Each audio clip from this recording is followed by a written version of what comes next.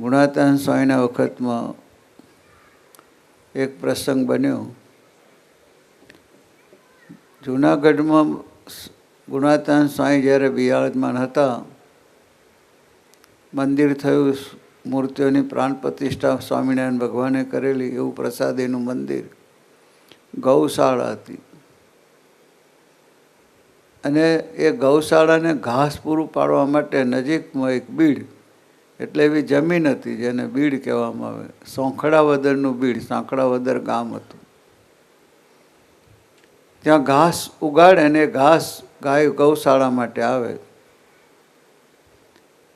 આચાર્ય મહારાજ જૂનાગઢમાં પોતે પધાર્યા.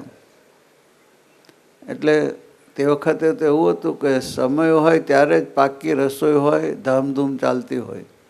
એટલે મોટા ભાગના બહાર રહેતા સંતો ભક્તો બધા મંદિરે આવી જાય.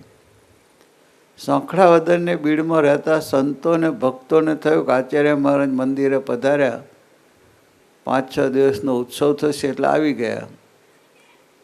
એટલે ગુણાતાન સ્વામીએ જોયું કે ત્યાંથી બધા આવી ગયા તો ગૌશાળાનું જે ઘાસ છે એની રખેવાળી કોણ કરશે? કારણ કે ત્યારે સૌરાષ્ટ્રમાં પાણીની તકલીફ, અમુક જગ્યાએ જ ઘાસચારો થાય, એટલે ના જો ધ્યાન રાખો તો કપાઈ જાય. એટલે ગુણાતાન સ્વામી બોલ્યા, બધા આવી ગયા સાંકડાવદરના બીડમાં? તા કે હા સ્વામી. એટલે ગુણાતાન સ્વામીને થયું કે આપણી ગાયો માટે ઘાસનું તો રખેવાળી કરવા જોઈશે જ. એટલે એમણે જાગા સ્વામીને બોલ્યા કે જાગા સ્વામી, તમે સાંકડાવદરના બીડમાં જશો? જાગા સ્વામી 2 હાથ જોડીને કહ્યું કે સ્વામી, હું થોડો કાચો શિષ્ય થયો. કેમ?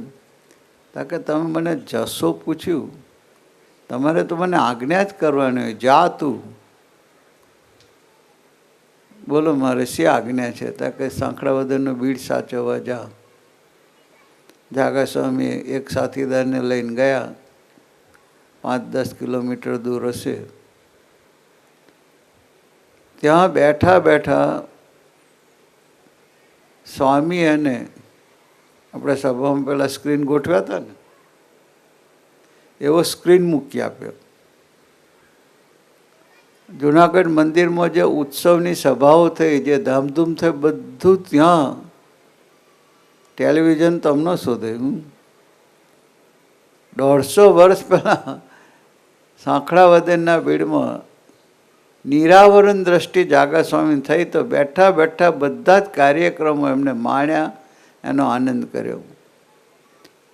પોતાની સેવામાં ખસ્યા નહીં. ત્યારે મને થયું કે ગુણાતીતનો સંકલ્પ, મહારાજના આશીર્વાદ, શાસ્ત્રીમાં યોગી મહારાજે જે શુદ્ધ ઉપાસના પ્રવર્તનનું કામ કર્યું, તો તે એક એક ભક્ત નિરાવરણ દ્રષ્ટિ જેવું થઈ ગયું. કેટલા બધા ભક્તો તમે જુઓ સેવામાં જોડાયા હતા.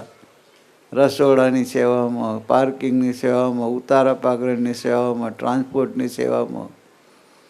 જેઓ જમવાના ટાઈમે, સભાના ટાઈમે એ લોકો પહોંચી નથી શક્યા, તો પણ એમના હૈયામાં સમયાનો જે આનંદ હતો, ભક્તિનો જે આનંદ હતો, મૂર્તિનો જે આનંદ હતો, એ નિરાવરણ દ્રષ્ટિ. પ્રભુને રાજી કરવાના ભાવમાં જીવન જીવતો સમાજ, સ્પિરિચ્યુઅલ કેટલો બધો પ્રોગ્રેસ થયો છે, એનું દર્શન આપણને ઉત્તર. એ માટે ખરેખર આપણે મહારાજને ગુણાતીત આપણા ઉપાસ્ય મૂર્તિઓ છે.